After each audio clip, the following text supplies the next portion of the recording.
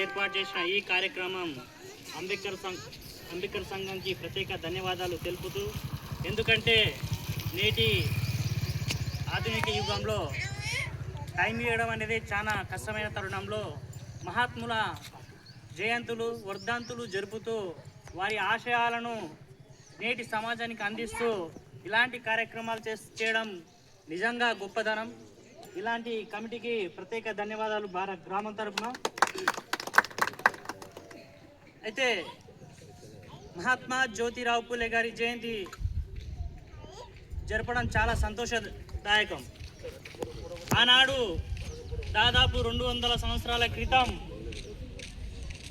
మన సమాజంలో అగ్రవర్ణాలు మరియు స్త్రీ వివక్ష అనేది చాలా అధికంగా ఉండేది.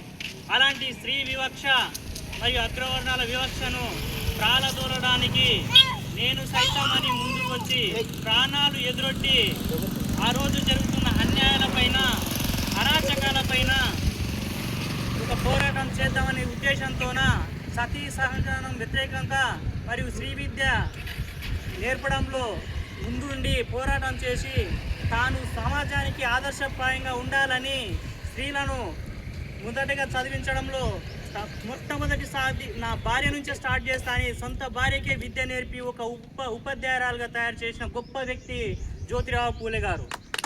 అంత గొప్ప వ్యక్తి ఒకరికి చెప్పాలంటే మొదట మనం పాటించాలి అని అంటారు.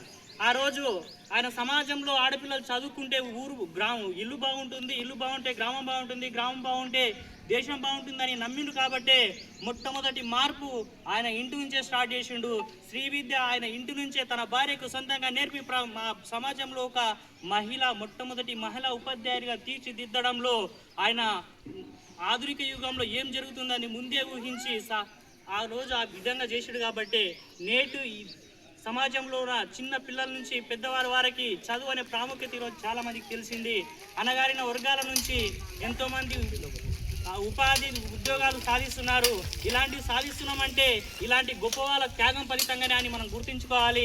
అందుకోసమే వారు చెప్పిన అడుగుజాడలో మనం నడుస్తూ మన సమాజాన్ని చైతన్యపరుస్తూ ప్రతి ఒక్కరూ ముందుకెళ్ళి మన లక్ష్యాలను సాధించుకొని రాజ్యాధికారం దిశగా అడిగేయాలని కోరుకుంటూ ఈ సమావేశం ఏర్పాటు చేసిన మిత్ర బృందానికి మరియు గ్రామ అధికారులకు అందరూ కూడా ప్రత్యేక ధన్యవాదాలు తెలుపుతూ ఇక ముందు ఇలాంటి కార్యక్రమాలు ఇంకా ఘనంగా జరుపుకుందామని ఆశిస్తూ జై హింద్.